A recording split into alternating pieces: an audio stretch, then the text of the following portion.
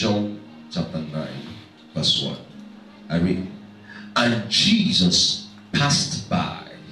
He saw a man which was blind from his what? I didn't hear you. From his what? Verse 2. And his disciples asked him, saying, Master, who did sin, this man or his parents, that he was born what? This was Jesus' response.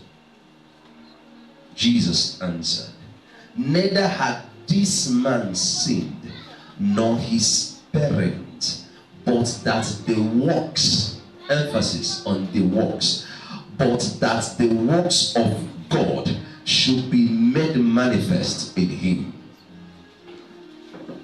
But that the works of God should be made manifest in him. Brothers and sisters, ladies and gentlemen, tonight I want to talk on the topic that I titled, Why It Must Be That Way. Did you hear me? What did I say? Why it must be that way. I had wanted saying another thing today, but as I was on the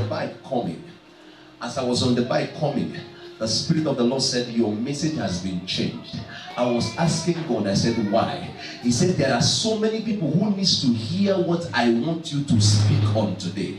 Are we together here? He said, what you are going to talk about today is what? Why it must happen this way. Listen, where we read, the scripture said, and they met a man that was blind from the mother's womb. The disciples understood that there was an error somewhere, and they asked Jesus a question. Do you know why? Because every other person they met had a connection to the problem he was having. Are you with me? Remember that one of the people that Jesus healed met with Jesus in the temple. He was rejoicing and Jesus met with him. And when Jesus saw him, he said, don't just rejoice now that you are made whole. When you go back, do not sin again, lest the worst one come upon you. So the apostles, having understood this, discovered that there is always a connection to a man's problem through sin. Follow me. Follow me.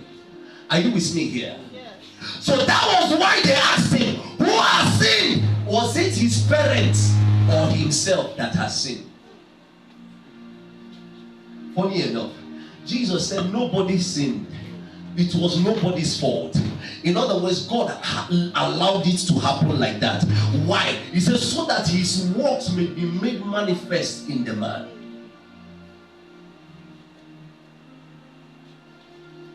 God, why have you left me in this situation? God is responding so that I will make my works manifest in you. Amen.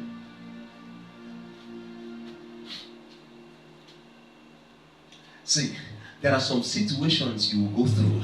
You will beckon on God and God will keep quiet. Not because he hates you. It is because he wants to make men understand that he is the one in charge of your life.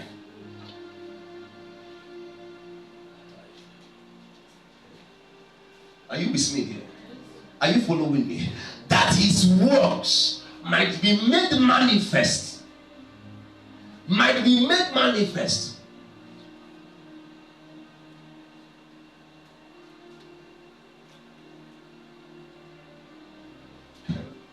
Let us read a particular portion again in the book of John, chapter number 11.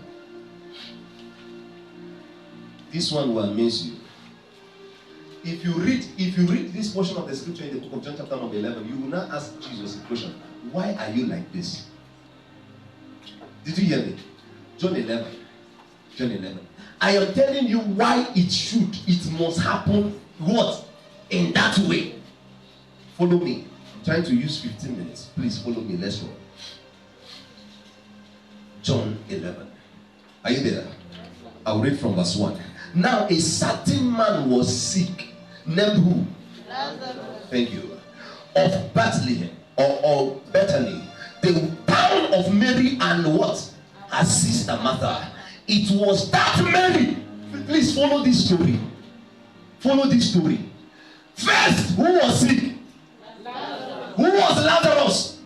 A friend to Jesus. Am I correct? Yes. Lazarus had every relationship with Jesus. So the introduction was a man was sick named Lazarus. Now, the Lazarus was a friend to Jesus and also a brother to Mary and Martha. And now, who was this Mary? The scripture said it was that Mary, in brackets, are you seeing it there? It was that Mary, that is the introduction, which anointed the Lord with ointment. That same Mary. That was the same Mary that her brother was sick. That was the same Mary that the brother was about to die. The same Mary that anointed the feet of Jesus. The same Mary.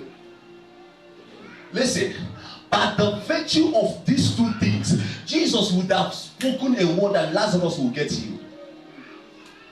Are you following me at all?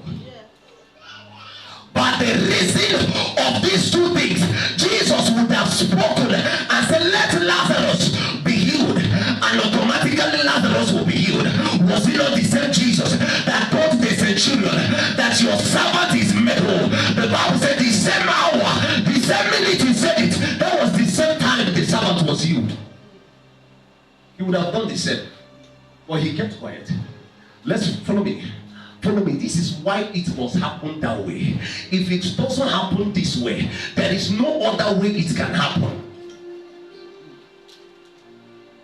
Please follow me. We are getting to somewhere. That's Mary.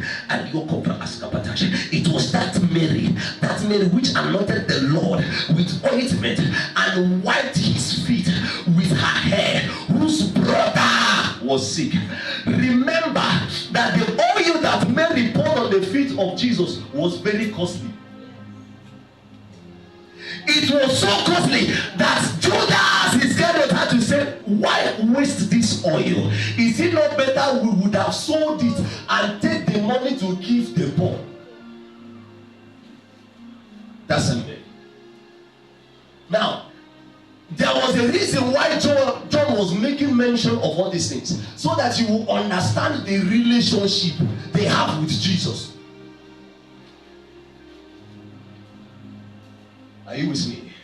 Listen, I know you have very mutual relationship with Jesus. I know you trust him so much.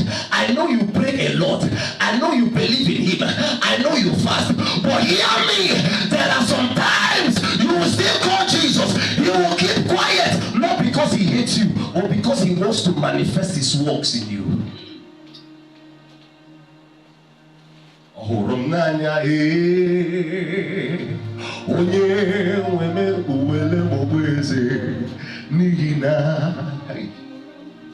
Let's go.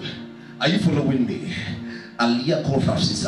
Verse 3. Therefore his sisters sent unto him, saying, Lord, behold, he whom thou lovest. Are you seeing another matter here? The two sisters, Mary and Martha, now sent a word to him and said, it's not about us, it's about the man whom you love. He whom thou lovest. We know that you love this man. He whom thou lovest is sick and is about to die. Jesus, forget about the oil I poured on you.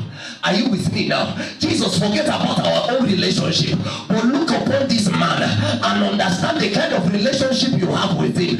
He whom thou lovest is sick. Imagine what Jesus answered. And when Jesus heard that, he said, this sickness is not unto death, but for the glory of God, that the Son of God might be glorified thereby. Are you understanding his word? It's not unto death though. Now watch what happened in the next verse. Now Jesus loved Martha. Apart from Mary, Jesus loved Martha and her sister and Lazarus. Verse 6. When he had heard therefore that he was sick, he abode 2 days still in the same place where he was. Did you hear it? Yes. I love that introduction. He said, now, Jesus loved Martha, Jesus loved Mary, and also Lazarus, their brother. But after hearing that this guy was sick, he still relaxed where he was 2 days. Meanwhile, he said, this sickness is not unto death. What later happened? Lazarus died. Sir, if you read your Bible very well, if you read it and count the days, you will understand that Jesus did not just spend 2 days alone. The Bible said that after everything, when he came there, he asked them, where is this guy? They told him that, he's dead. One of the sisters ran to him and said, if you were here, my brother wouldn't have died. He said, where did you bury him? He said, no, don't ask us where we buried him, because since 4 days ago he was buried. By now he will be stinking, which means Jesus spent more than 2 days.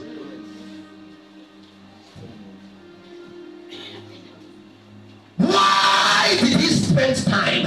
Why is God wasting time in requesting or responding to my request? Why is God delaying in responding to my request? God, can't you see that I'm shaking? God, can't you see that I'm dying? He is looking at you and he's sending word.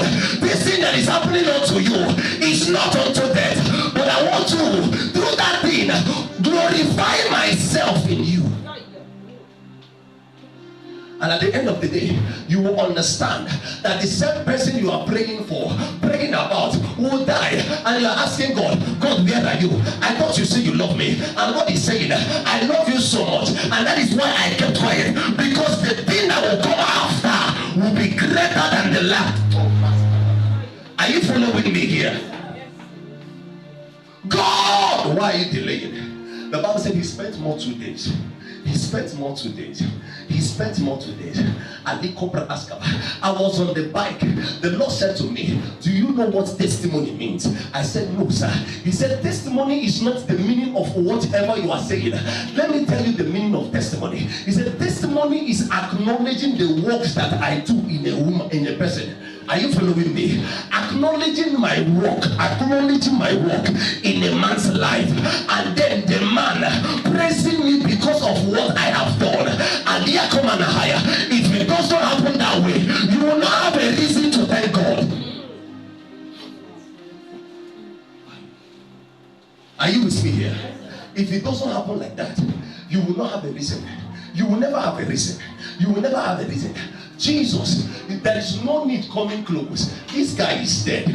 4 days now. He said it doesn't matter how many days he has spent in the grave. There was a word I made mention of.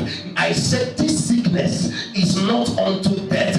And that was why he presented himself to them. He said, I am the resurrection and I am the life. Wherever I appear, there must be resurrection. Wherever I appear, there must be life. I am the resurrection. I am the life. Because I have said that this sickness is not unto death. You have seen that the man has died physically, but to me he's not dead. Listen, sir. Listen, ma. There are so many things you have considered dead that Jesus has not considered dead. Are you following me? Yes, sir. I have seen where a person just collapsed. They now thought the person has died and they carried the person to the mortuary. They did not check very well. If at all they checked very well, they would have discovered that the person was not dead already. There are so many people that have carried their matters. They thought that the matter is dead already. They thought that the situation is over. They thought that they have been defeated. They will not carry the issue to the morgue and they will keep it there, waiting for the day of obituary when Jesus appears and ask them, where is that matter you have been presenting to me? They will not say, Jesus, forget about it. We are taking the matter to the morgue. And Jesus will shout, why? Sir, if they had allowed Lazarus in the room, he wouldn't have decayed. See, there are some matters that Jesus came to arise. Are you with me? Because he has seen that to you have considered the matter dead. Don't speak when God has not spoken. I will always sound it here. Listen to me. Don't conclude the matter when Jesus has not concluded. He said, this sickness is not unto death. You see this thing that is troubling you, you will not die. I know he's holding you here. He's holding you. You are crying. He's holding you. Keep moving. Keep moving. It's not unto death. I know it's here.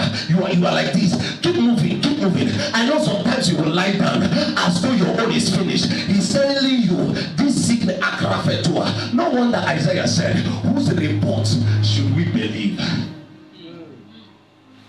Whose report? Whose report? Doctor says, you see this sickness, forget it. You will die through it. Jesus is telling you, this sickness is not unto death. Whose report do you believe? I have seen so many cases where the doctor will tell the people, he said, you see this your person, forget about it. You should just carry this person home. There is nothing we can do. And they would cryingly carry the person back home and said the doctor said that there is nothing they can do. Since they cannot do anything medically, what is it that can be done? I know what that can be done. I have a man called the resurrection and the life.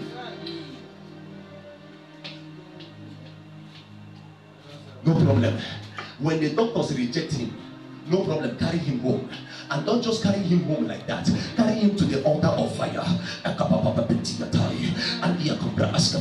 The Bible said the woman of the issue of blood, which the man of God spoke about yesterday, the Bible said she wasted her money visiting diverse hospitals.